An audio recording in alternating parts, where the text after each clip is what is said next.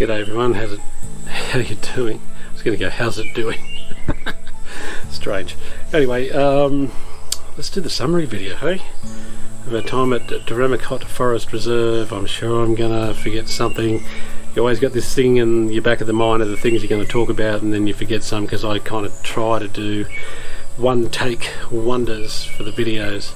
So at the moment, actually, to let you know, we're at the Cephalot B&B. So we're back towards Sandakan, and we're near the Rehabilitation Centre, the Rainforest Discovery Centre, and the Sun Bear Rehabilitation Centre, in that sort of area. So sounds like there's a bit of birding action around here as well. So summing it up, and I knew I was going to forget this if I don't say it straight away. So even though Deramakot Forest Reserve is starting to get busier, by all accounts, we're talking to the guys in that, compared to what it was back in the day. One of our sightings, just to give you an idea, and consider this if you're in like Masai Mara or Serengeti or something like that,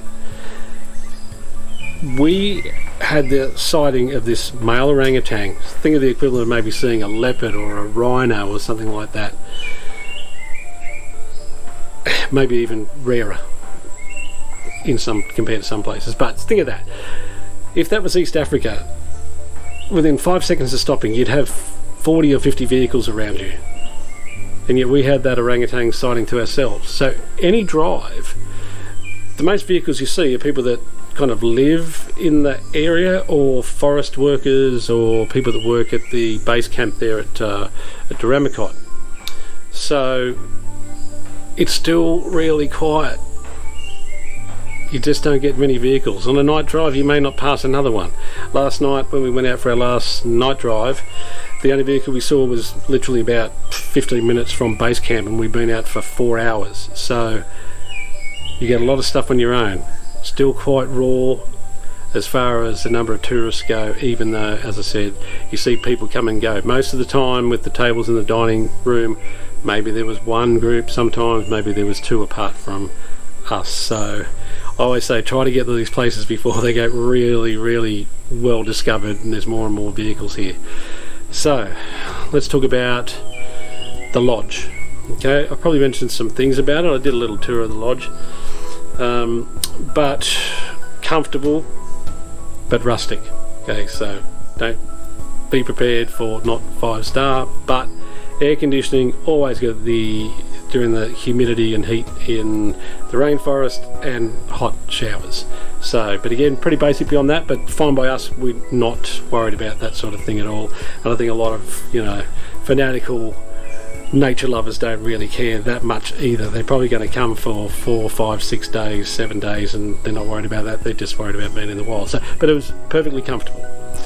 Laundry they do here as well, so we did a full bag of laundry for both Nicole and I, which was $10 Australian, which I think was about $6.50 US. So you can get laundry done here. You just drop the bag in and they'll do it for you. This is an honour system, so you just write down what you've given, they write down the price, and then you pay afterwards.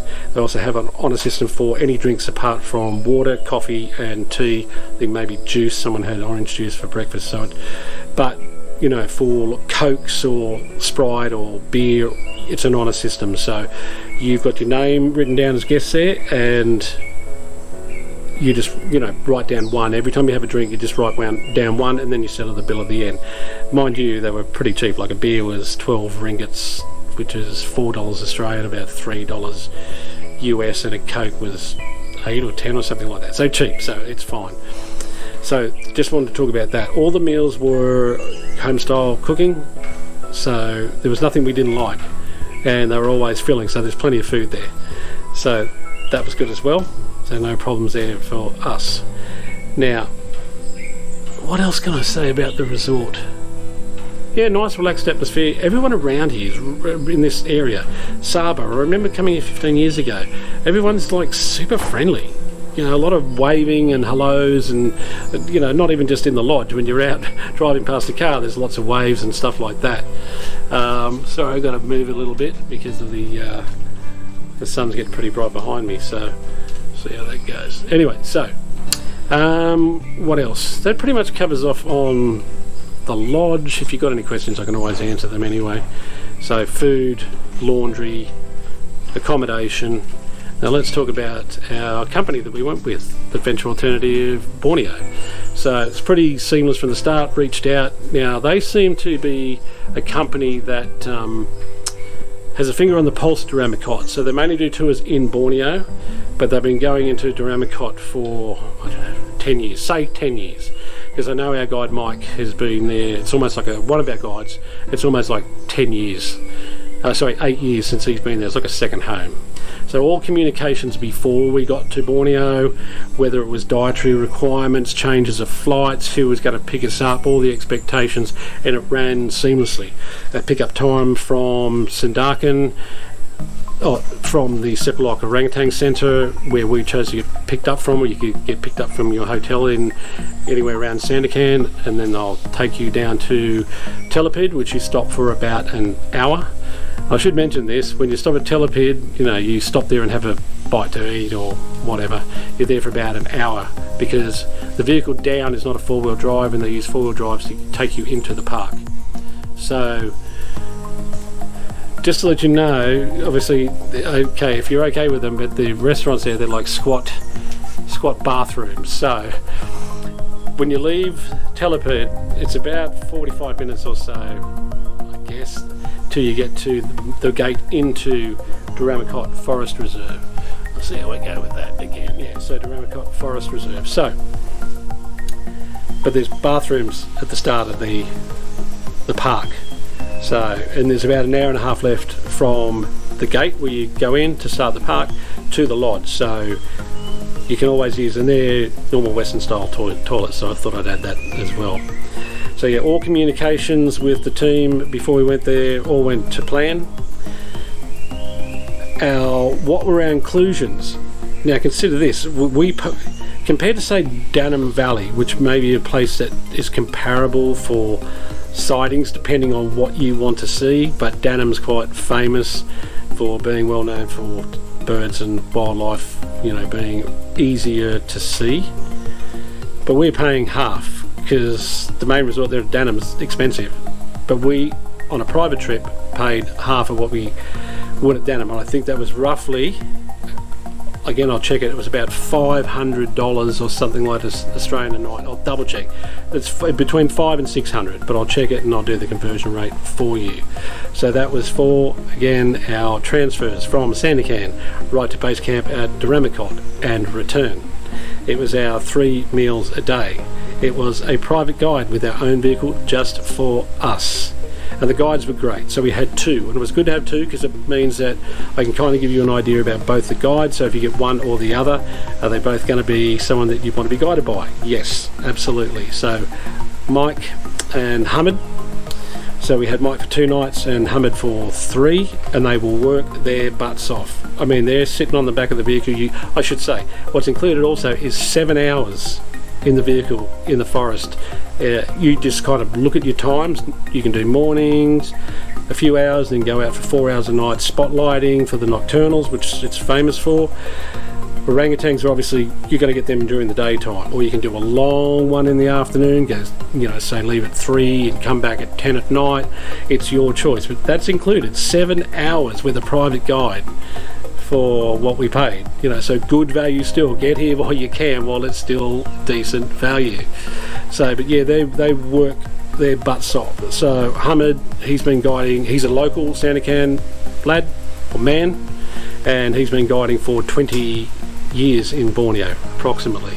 Okay, and Mike, well, Deramakot's pretty much his second home, so he's been guiding there for 8 years, so you could call him a Deramakot specialist, if you will. And he's got one of the famous videos on YouTube, which is his, of a mother and 2 cubs.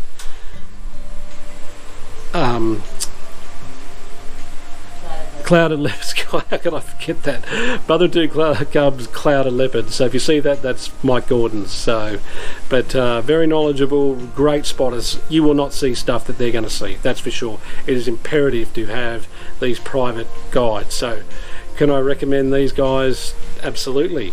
Would we come back? Just to give you an idea, we saw 8 wild orangutans. The ellies, the pygmy elephants here, leopard cats a couple of times, boatloads of civets. So yeah, time is important. You may fluke stuff if you're here for 2 nights, but I always say time is most important. So at least I would recommend at least 4 nights. We did 5. People come here for 2 weeks as well, and obviously the more time, the more likely you've seen stuff. On the clouded leopard side, now Mike has personally was telling us he's had something around 50 to 60 sightings over his 8 years here. That's just him. So other people have sightings as well. And so far in July, so as of today, which is the 20th of July, there's 10 clouded leopard sightings at Deramakot. So I don't think anywhere else compares. You still got to fluke it. There's a few, there's a few vehicles floating around, and what's the sighting? Is it the tail? Is it the head? Is it a minute? Is it 3? But it's probably a record that nowhere else can beat consistently.